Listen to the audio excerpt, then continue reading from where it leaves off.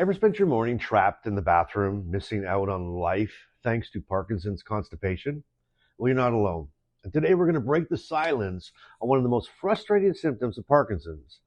And stick with me till the very end, because I've got a Bryceism that puts a little humor on this not so funny reality. Welcome to Living with Parkinson's. The good, the bad, and the reality. Real talk, real life, real community with Bryce Perry. Let's begin. Hey, I'm Bryce, and I was diagnosed with Parkinson's at the age of 40. And I've been living with it now for over 15 years. This isn't just a podcast. It's a community. It's real talk about Parkinson's. If you're new here, hit that subscribe button, and let's get straight into today's episode. So let's start with the obvious question. Why does constipation even happen in Parkinson's? Well, Parkinson's slows everything down. Your walking, your thinking, and yes, your gut. The nerves that move food through your system don't fire the way they used to. And you add in medications and less activity, maybe not enough hydration, and suddenly your bathroom schedule feels completely unpredictable. And here's the thing. This isn't just uncomfortable. It can hijack your day. One person in our community told me that constipation is worse than my tremor. I can shake in public, but being stuck in the bathroom for hours makes me miss my whole morning. Someone else said they actually landed in the ER from the pain, only to be told, yep, it's Parkinson's and constipation. And have you ever had a morning where you cancel plans because you're still waiting for things to move? Well, then you know exactly what I'm talking about.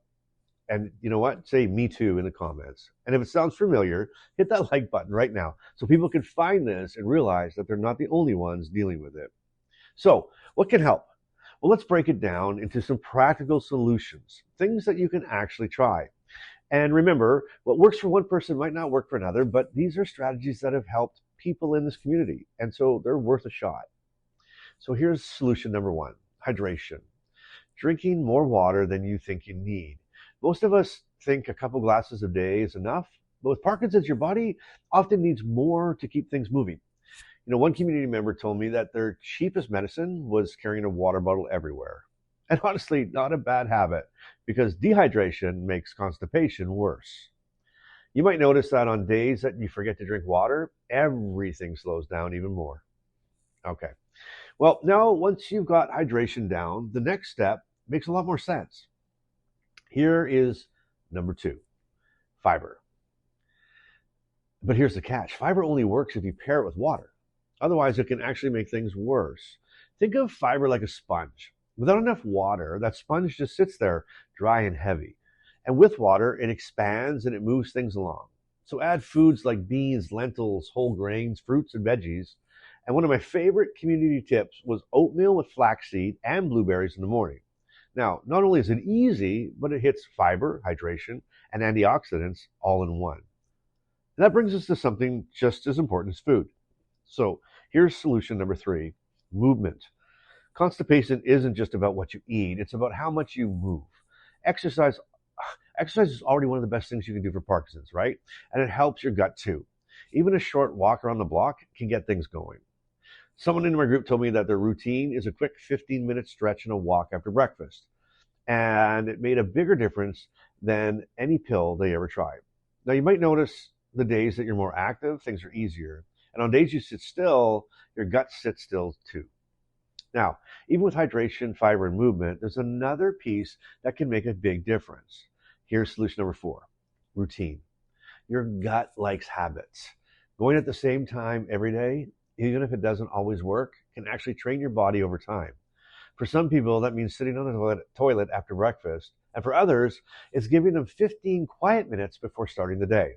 You know, one person told me they call it their appointment with the bathroom, and they stick to it the same way they stick to taking meds.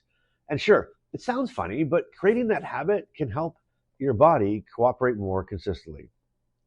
And here's another option that you can't ignore. Solution number five, medications and supports. Now let's be real. Sometimes you can do everything right. Drink the water, eat the fiber, take the walk, keep the routine, and you're still stuck. Well, that's when it's time to bring in some reinforcements. And no, it's not a sign of weakness. It's a sign of being smart. You know, there are stool softeners that make things gentler, and there are over-the-counter laxatives that you can use occasionally.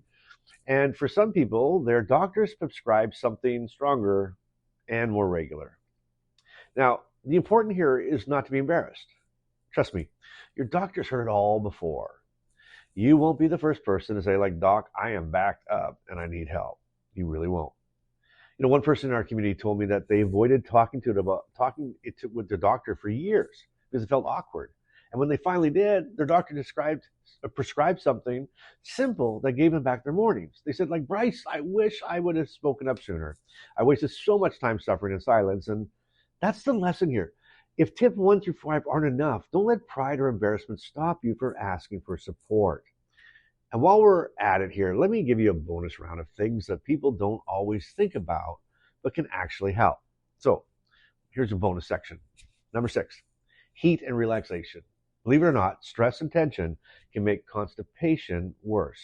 Your body holds on, literally. And some people find that a warm shower, a heating pad on the stomach, or even a hot cup of coffee in the morning can help relax the system enough to get things moving.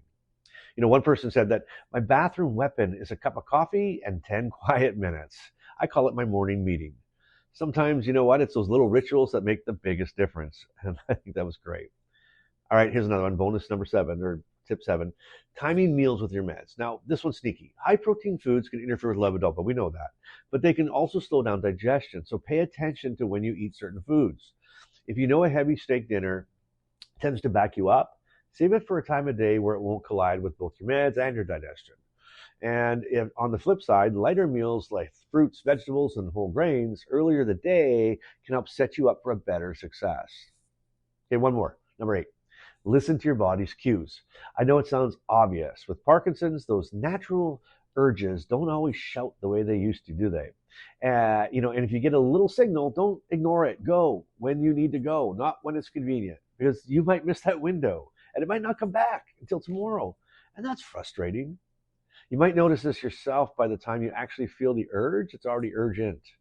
Acting early can make a huge difference. Okay, one more piece before we wrap this up. Constipation isn't just about comfort. It's about confidence. I've heard from people who've stopped traveling, stopped going out to eat, and even stopped visiting family because they were too worried about being stuck or uncomfortable. That's heartbreaking. And it's why we're talking about this openly. It matters so much because the moment you share it, you take away some of its power. So let's bring it back around. Okay, we've talked about hydration, fiber, movement, routine, medications, and those bonus tips like heat, timing meals, and listen to your body. Now I want to hear from you. What's one thing that has actually helped you manage constipation with Parkinson's? Or what's one frustration that you wish people understood more about it? Drop it in the comments because your story could be the exact one that makes somebody else feel less alone. And as promised, you've made it this far. Here is your Bryceism of the day. With Parkinson's, constipation turns your morning routine into a mystery novel. You never know how long the next chapter will take. So, if you found this helpful, hit that like button, subscribe if you haven't already, and share this with somebody who might need to hear it.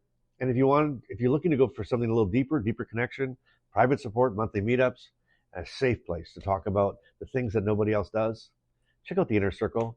The link is in the description below. And until next time, keep showing up, keep being real, and keep doing life today. Parkinson's may be part of your life, but it doesn't get to define it. Thanks for listening to Living with Parkinson's, the good, the bad, and the reality.